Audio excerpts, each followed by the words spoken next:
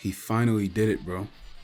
I mean, I know it's like corny to, always have to talk about how Vegeta is just a step behind or two steps behind, but bro, the playing field is even.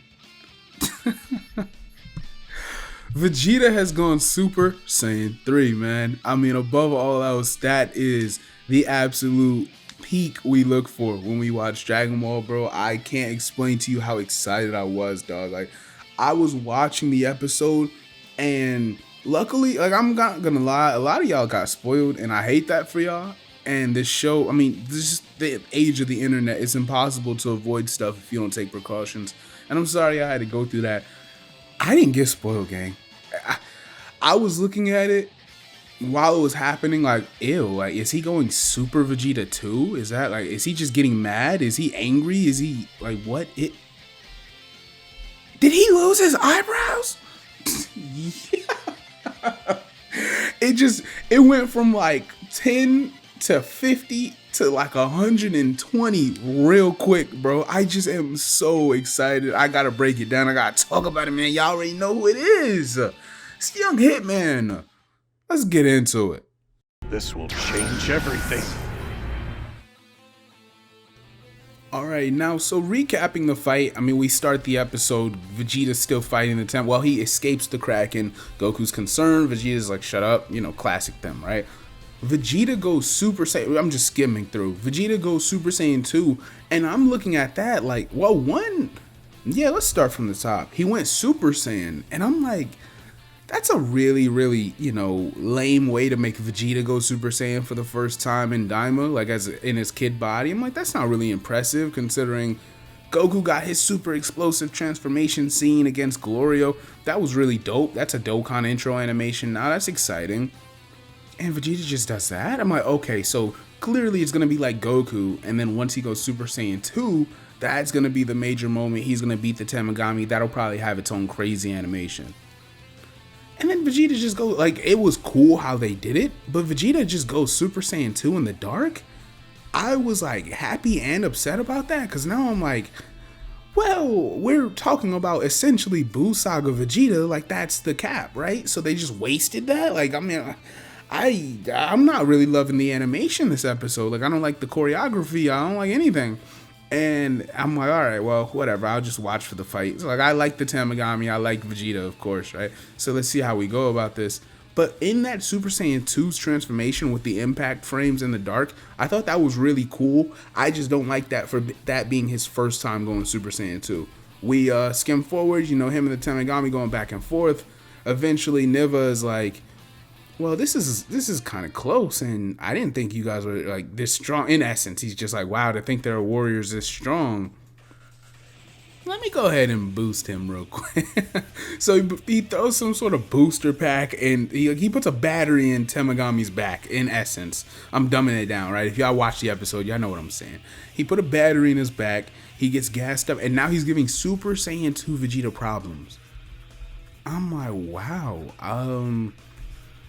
I hope this isn't like a Goku has to save the day moment again for the 558th time. That would be really nice if we stopped doing that.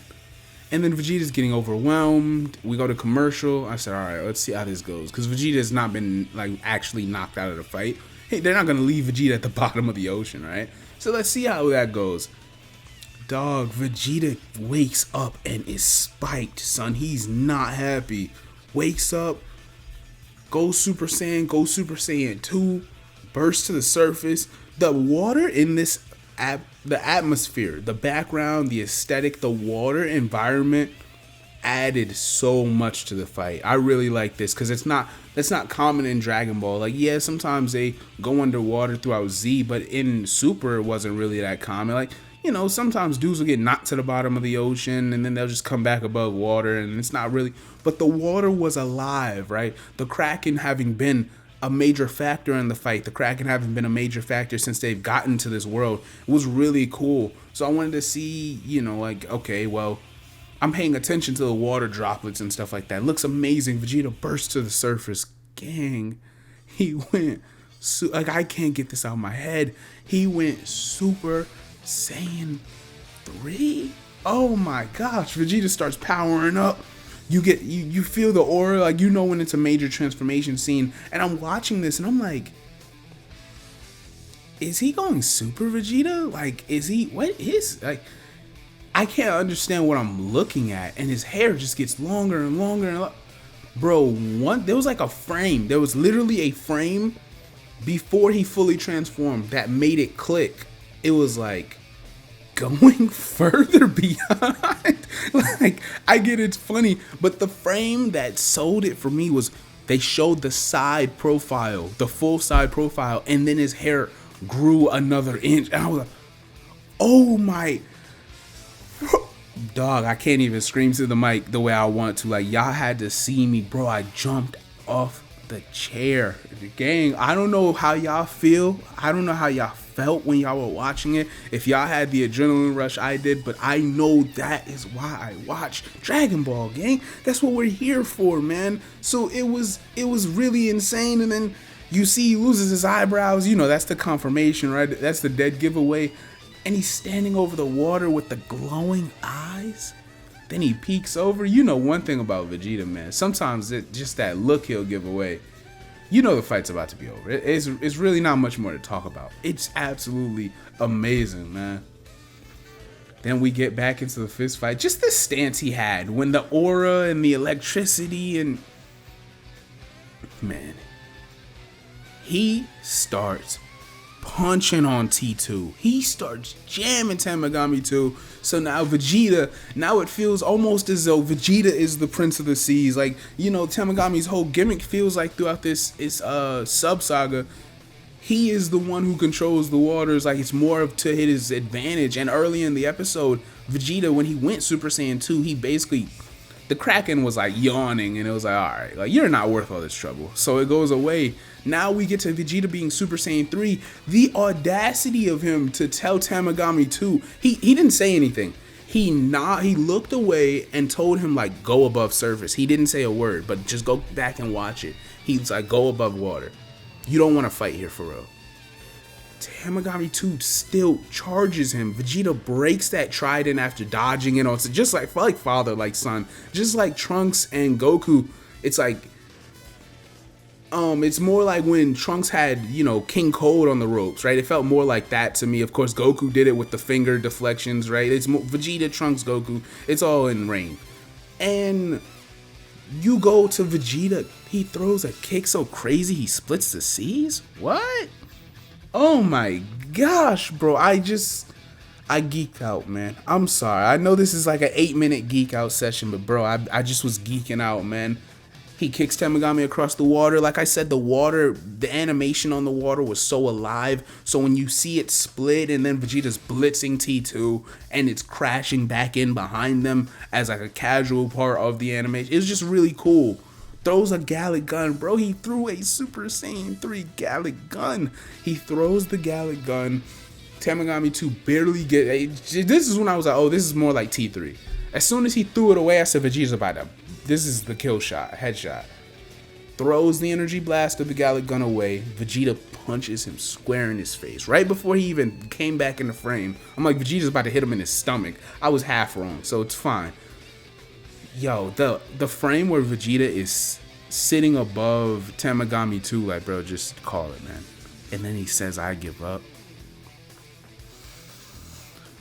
Vegeta fans have been waiting for that moment of pure, like, Z-type Vegeta dominance. Nothing corny, not like, oh, he had his moment and then he got washed. No, Vegeta, top to bottom, took on an enemy with no help, handled the enemy, and did something amazing in the process. That is something y'all have been waiting for, I mean, I know I can just say years and y'all can find a nice example, but that moment felt like it was decades. Like, I don't know, man. Like, even when Vegeta was beating Golden Frieza, you know, that moment got taken from him. He couldn't beat Hit. He couldn't fully beat Goku Black. Like, he beat Topo, but he couldn't fully beat Jiren. Like, this, it's cool, but it just hit different, bro. This one, I like Evolution Blue more than, aesthetically, I like it more than Super Saiyan 3.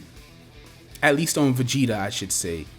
But bro, this moment felt like this is the thing we've been asking for so long, and I think that's so amazing, man. I just had to spend 10 minutes, and then we go further down the episode, right? Tamagami 2 quits. He says, hey, there's a phase 2. I like the phase 2. That's class. That's really like Toriyama coded. These phase 2s where you gotta incorporate IQ, or it's not all about physical dominance. It's just really Dragon Ball coded. And so I like that. Vegeta gets frustrated. I guessed wrong. I thought it was supposed to say you have 5 biscuits or whatever. Like you never ate any, or you ate 5 biscuits at the start of the story. No, he never. Vegeta figured it out. I was really cool. I like that, man. So I'm gonna leave that there. This is just Vegeta's little. Man, I'm happy for him, man. He deserves this, man. The Prince of all Saiyans and the 7 Seas. It is the Young King Hitman. I'm not even gonna hold y'all that much longer. Y'all know where to find me at right here, man. I'm on Twitter. I'm on TikTok, Instagram, all that, man. Discord too. Young Hitman is off this. Like and subscribe if you have fun with this. This is just me geeking. I can't even say this is like podcast tight. This is just me being a nerd with no filter. Young Hitman is off this.